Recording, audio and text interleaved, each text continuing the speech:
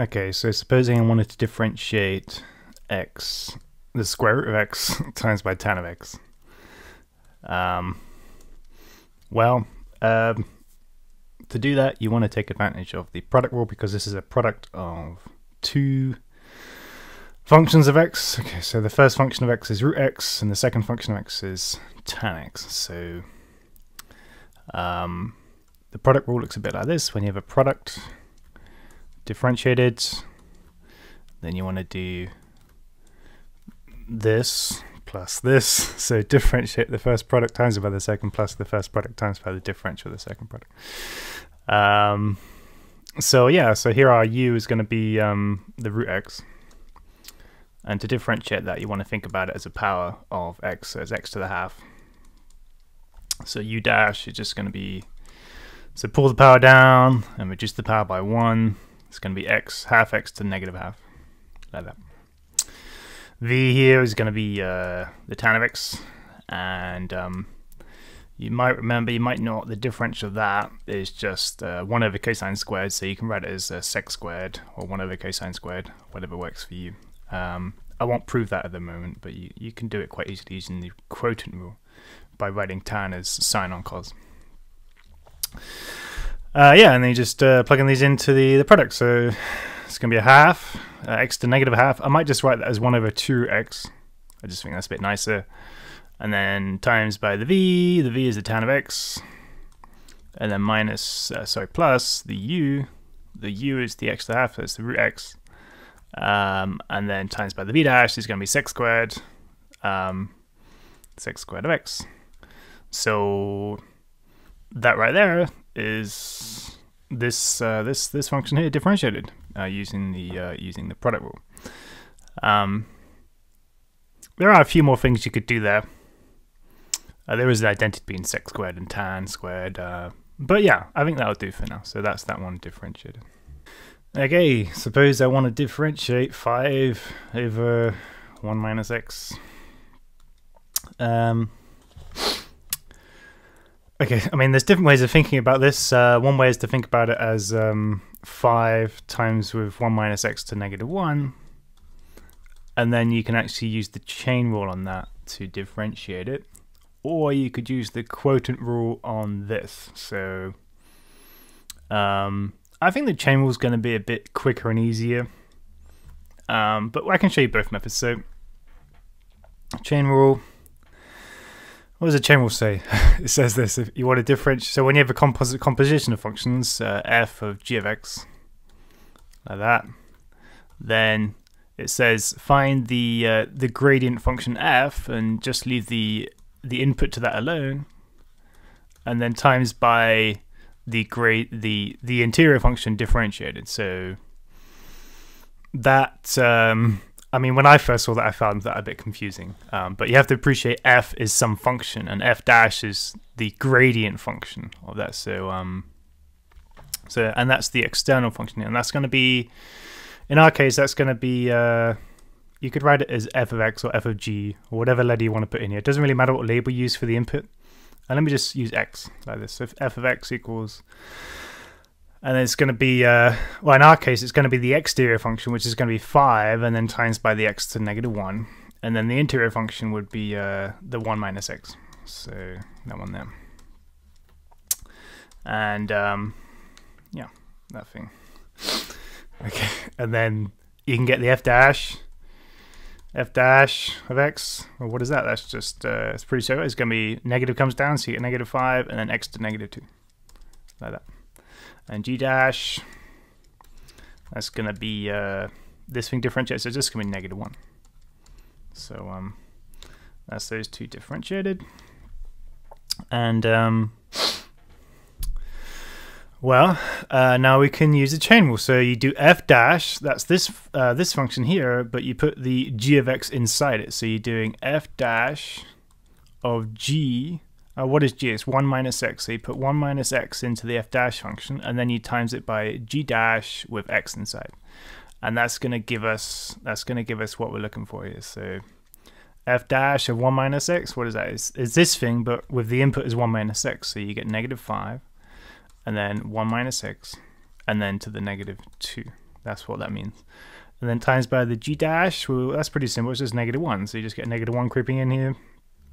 And that negative is going to cancel this negative here. So all in all, you're just going to get +5. And then the power -2 puts it 1 over. So 1 minus x and then squared. And that's the chain rule version of that one. I'll show you the quotient rule version as well in the next video. Okay, so we were dealing with 5 over 1 minus x, and I want to do the quotient rule on this now. So what does the quotient rule say? It says u on v dash is the u dash v minus u v dash divided by the v squared. That's what the quotient. So it tells you how to differentiate, you know, the ratio of two functions of x. So yeah, here the u is the 5. So that's going to make u dash pretty simple. It's just going to be 0, and that's why the quotient rule is a bit redundant here, but it still works. It still works. It's still fine. And then v is 1 minus x, and then v dash would be -1. So that one there.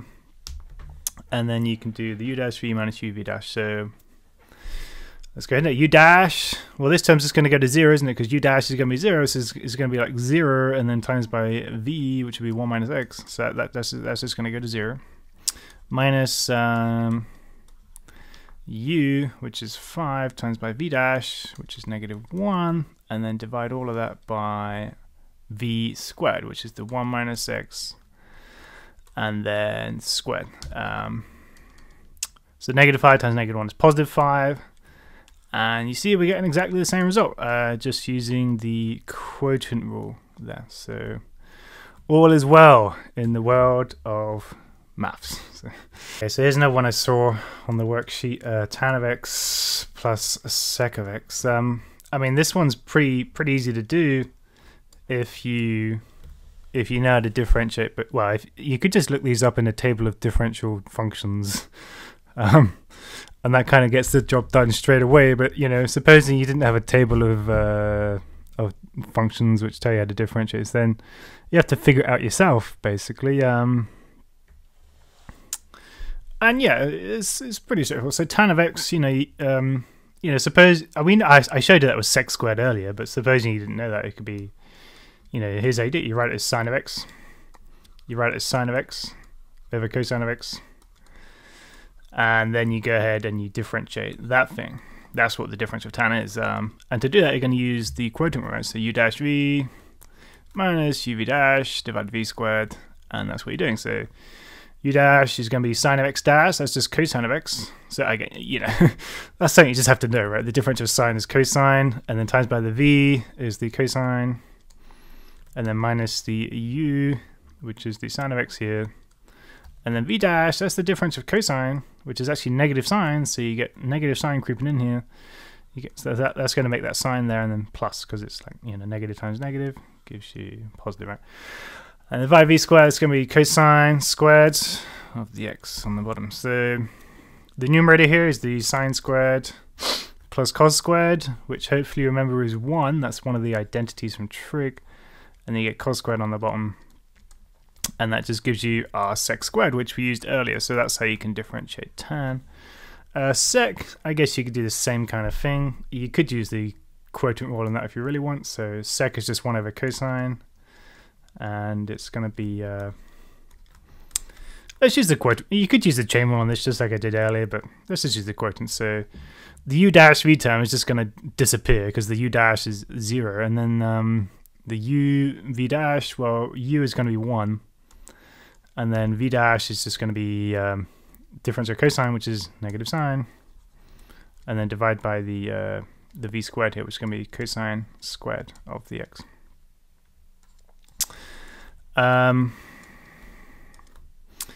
So that gives you, it's just sine on cosine, because the negatives cancel, you get sine on cosine squared, which you could also write as just sine on cosine, and then times by 1 on cosine.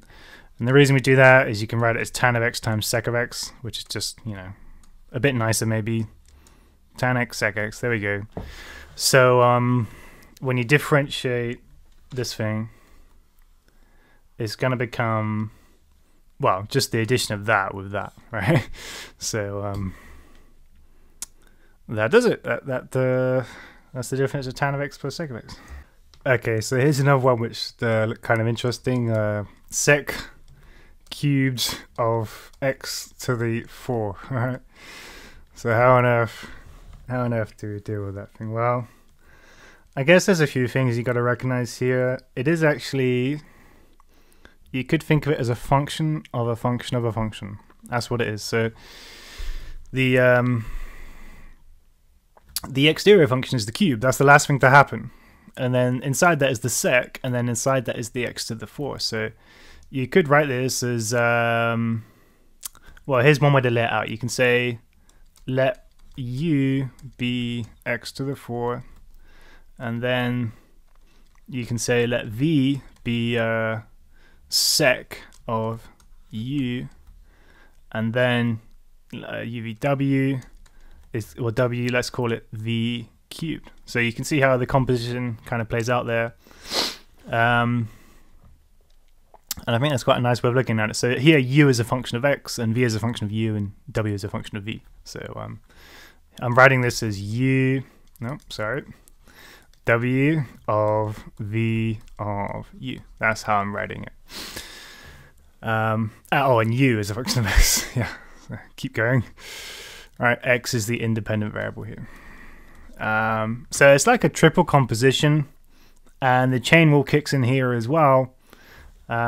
It's quite simple. So, you know, if I call this thing, let's call that y just for a second, then dy by dx you can write as, well, actually that's what I was calling w, wasn't I? I'm now calling that w because w is the v cubed, which is the final thing here. So let's call that w.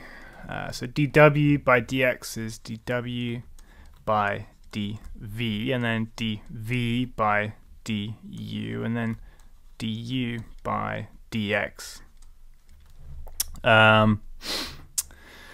And all of these things are pretty straightforward to calculate once you write them in this way. So dw by dv is just this thing differentiated, so it's going to be the 3v squared, and then times by dv by du, which is this thing differentiated, sec u. We did that on the other page. That was the, what was it? It was the 1 over cos negative, yeah, it was this thing. It's the tan x times the sec x. So tan x times the sec x. So that's going to be, in our case, it's going to be tan of u, and then times by sec of u, like that. And then the du by dx, that's just the 4 and then x cubed, like that. And you want to get all of this just in terms of x now, because, you know, this u and the v, they were kind of just things I introduced to, you know, break it down to its, you know, its functional compositions. So 3 times 4 is going to be 12. V squared, that's going to be, what is v? It's sec u, which is sec of x to the 4. So that's going to be sec of x to the 4, like that. And then tan u sec u, that's going to be tan of the u, which again is the x to the 4, and then the sec of the u, which again is the x to the 4, like that. And then you got the, and then I pulled the 4 out, so it's going to be another x cubed on the end here, so x cubed, like that. And obviously you could write this sec times sec here as sec squared, and that would be pretty much job done. So I'm just going to scribble that out and write it as sec squared. So 12 tan sec squared, and then times by the x cubed. So, you know, that one's a bit silly, but it illustrates, you know, just how powerful the chain rule is when you have compositions of functions. It doesn't matter how many compositions you have, the chain rule will get the job done. You just have to break it down as much as it needs. So. Okay, just do a few more here just to show you. So sine of e to the t plus cos of e to the t. Oops. How do we do that thing? Well, again, it's just chain rule, right? Because you have like a function composition here, you have a function composition here, so you just need to know how to differentiate each of those functions. So sine, we know, differentiates to cosine, and then you leave the argument the same, and then you times by the differential of the argument inside. So remember the chain rule, I wrote it over here somewhere. Yeah, here. So function of a function of x. So you differentiate the exterior function and you leave the interior function the same, and then you times by the differential of the interior function. That's quite a good way of just doing it, you know, off the cuff without actually writing this down. So you differentiate the exterior function, that sine differentiates the cosine, and you leave the interior function the same, which is e to the t. And then you times by differential interior function, which is e to the t. What's the differential of e to the t? It's just e to the t. So that does the job. And then plus, and then differentiate this thing. So cos of e to the t. Differentiate the external again. So cos actually differentiates to negative sine. And then leave the interior function the same. And then times by the interior function, which is e to the t, like that. And obviously you could factor the e to the t here if you wanted. So e to the t, and then cosine minus sine, like that. And that should do the job. Yeah, that's that one done. So, all right, last video. So I haven't shown you how to differentiate things like arc sine. Yeah, so arc sine of something. Let's just call it x for a moment. How do you differentiate that? Well, I can show you that. I mean, again, this is something you could just look up in a table of differential functions. You know, if you just again bring out a big old calculus textbook, and they're going to have a big table of functions in there, and they're all going to be differentiated, and that will get the job done. I mean, if you're an engineer and you're just interested in getting results, then maybe that's what you want to do. If you really want to understand the ins and outs of mathematics, then, well, you want to pay attention to me. So, so arc sine of x. How do you differentiate that? Well, here's quite a good way of going. I mean, bear in mind the arc sine, that just means sine inverse. So another way you'll see of this is just like sine inverse of x, like that. So what I'm going to do, I'm going to choose the letter. I'm just going to call it y. So let's sine inverse of x equals y, and what we're interested in is finding dy by dx. So here's how you go about it. You say if sine inverse of x equals y, then it must be the case that x equals sine of y, like that. And what I'm going to do is I'm actually going to differentiate both sides with respect to the x now. So you take this side and you kind of do d by dx of it. So that's like an operation, and you're saying, hey, how quickly do you change with respect to x? And likewise, this side you're saying, hey, how quickly do you change with respect to x? D by dx of x, well, that's just 1, right? The gradient of y equals x is just 1. And over here, d by dx is sine of y. Well, you need to kick in the chain rule again here. So this y, you want to think of it as a function of x, because, well, that's what it is. It is a function of x. Y is equal to sine inverse of x. So if you think of it as a function of x, then, you know, what we have is a composition of functions. And again, you want to use a chain rule on that. So d by dx, so the exterior function here is the sine, that becomes the cosine, like that. And you leave the interior the same, so this is going to be y. And then you times by the differential of the interior, which is, well, that's the dy by dx, right? dy by dx. That's the chain rule, and that's what we're interested in, the dy by dx. Because if you find dy by dx, you're finding d by dx of sine inverse. So go ahead and rearrange this thing. Just do 1 over cosine of the y. Cosine of the y, but we're looking to write this purely in terms of x at the moment. So cosine of y, well, that's like cosine of sine inverse of x, which is a bit of a horrible expression. I mean, you could write it like that if you really wanted, but there's a much better way of writing it. It's you first write cosine in terms of sine, so that comes from the identity. So sine squared plus cos squared is always equal to 1. Doesn't matter what you put in here. So you can rewrite cosine as 1 minus sine squared and then square root. So 1 minus sine squared, and then what goes in here? It goes in the, well, y is going to go in there, and I'll pull that out in a second, and then square root, like that. And then bear in mind y is sine inverse of x, so you got sine of sine inverse of x, that just gives you the x. So you just get the x on the bottom there, and then 1, and then square root. And it's x squared, isn't it? Because it's sine squared like that. So, and then 1 over, right, running out of space. And there we go. That's the result. You differentiate sine inverse of x, and you're going to get 1 over the square root of 1 minus the x squared. That does the job. So you can use that in tandem with all the other rules, product, quotient chain, all that kind of stuff. Like I said, again, if you look on this will be in a table of differentials if you just look it up. So.